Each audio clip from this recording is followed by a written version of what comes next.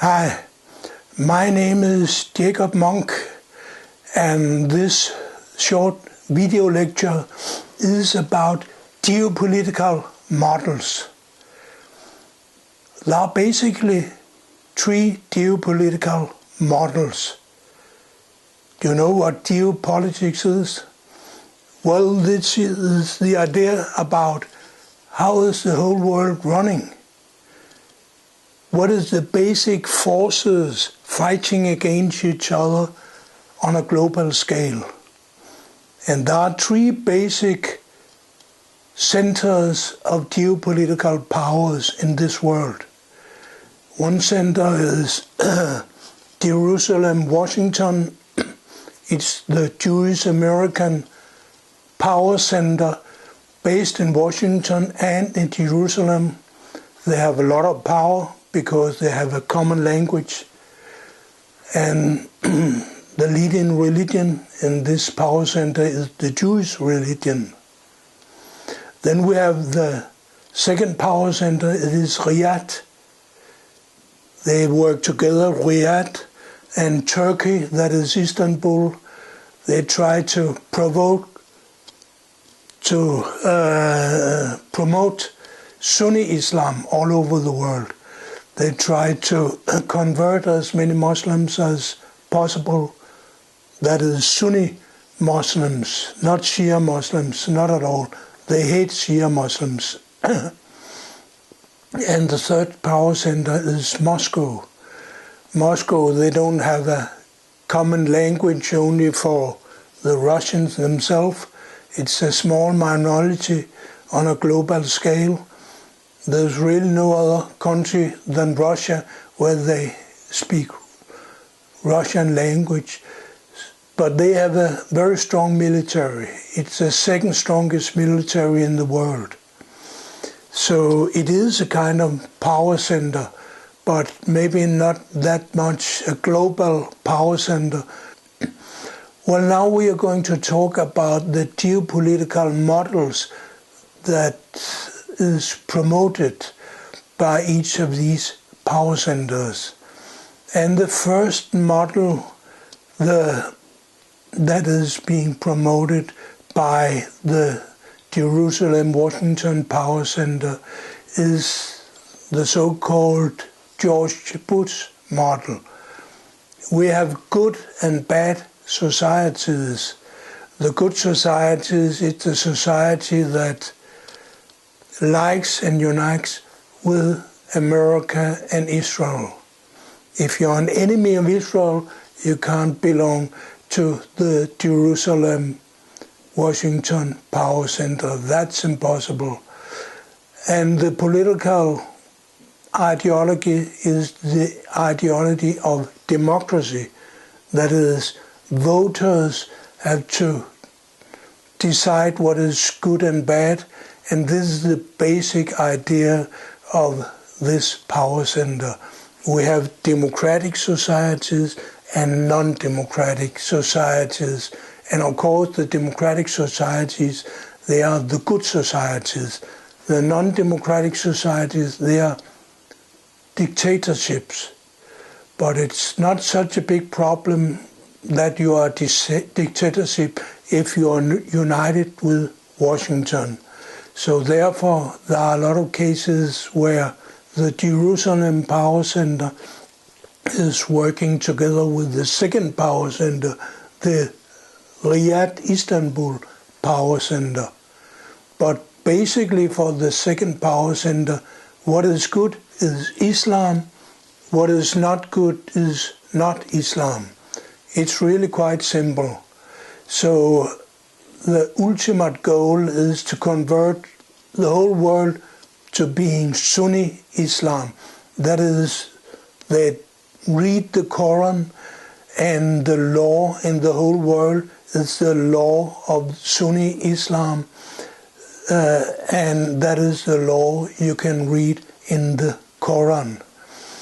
They really believe that God has only one religion he likes, that is Islam, and if you don't belong to the Islamic religion, they are really allowed to do a lot of bad things against you. That's what's written in the Quran. They are allowed to kill you. But if they don't want to kill you, you can have a dhimmi status in the Islamic society, as what happened in the Osmanic Empire and what is today happening in the part of Syria and Iraq that is run by ISIL. Christians, they are allowed to survive if they don't promote their religion, but accept they are subordinate to Islamic religion, and they don't provoke Islamic religion. That is, don't say too much about the Bible, don't show the Bible, don't show Christian crosses, and don't say anything bad about Muhammad. If you do that, you'll be killed. Well, the third power center is Moscow. They are sometimes a little bit allied with the Roman Catholic Church.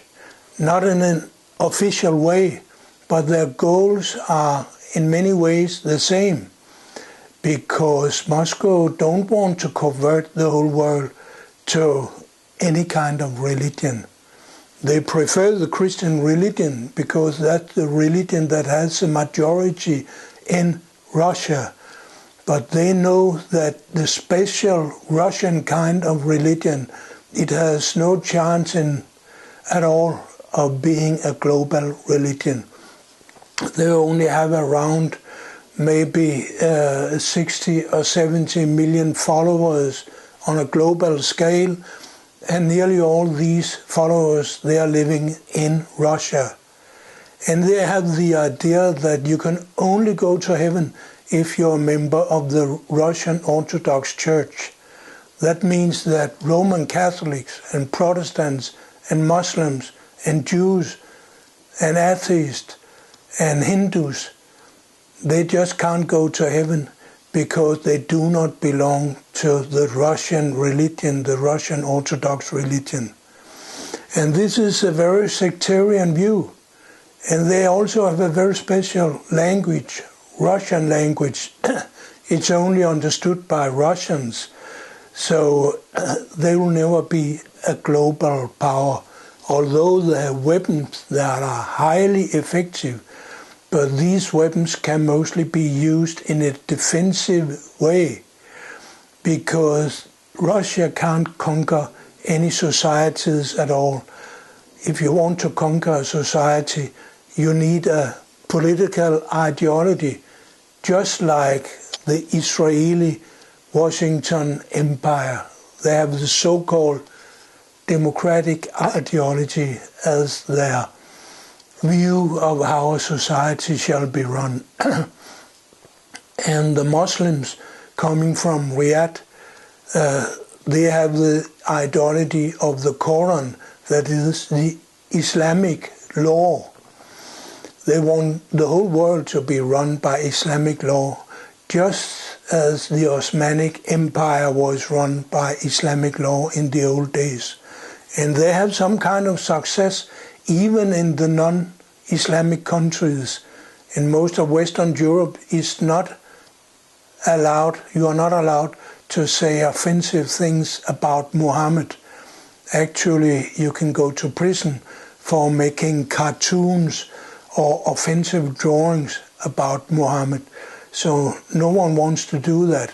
Not even in Denmark, where I'm living, and where the original Muhammad drawings was made. Even here in Denmark, it's not allowed anymore. So what kind of religion you have, it decides what kind of geopolitical model you believe in. There are three models. One is the Jewish American model, where you say democracy, non-democracy. The highest value in these so-called democratic democratic countries, it is the Jewish religion and the Jewish values. And don't ever say anything bad about Holocaust, then you'll go to jail. In the Riyadh model, they don't care much about Jews, but they know they had to work together with power center number one, that is the Jerusalem American power center, because this power center has the strongest military in the world, because they have the most money in the world. So therefore the Riyadh model of good and bad, it is said that Islamic is good, everything else is bad. This ideology has only power if they work together with power center number one. But power center number one really wants to work together with power center number two. That is Washington and Israel. They want to work together with Riyadh, not because they have a common ideology, but because they have a common enemy. And this enemy is, first of all, Russia.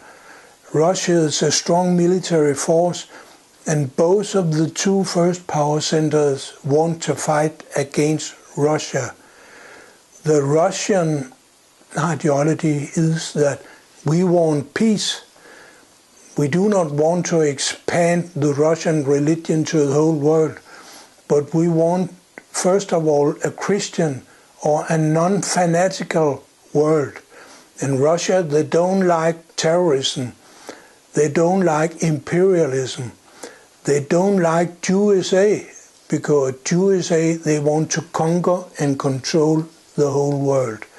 Therefore, Russia, they try to make alliances also with the friends of USA.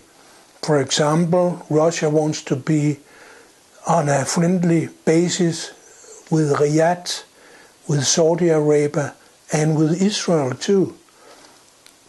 Russia also wants to create alliances with BRICS countries, that is Brazil, India, and first of all with China.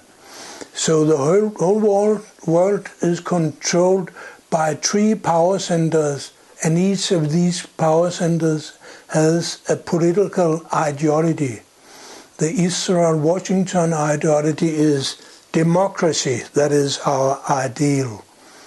The Riyadh power center has Islam as their ideal, and the Moscow power center has peace and prosperity, of course, as their ideal. And now it's up to you which of these three power centers you would like to support. Thank you for listening.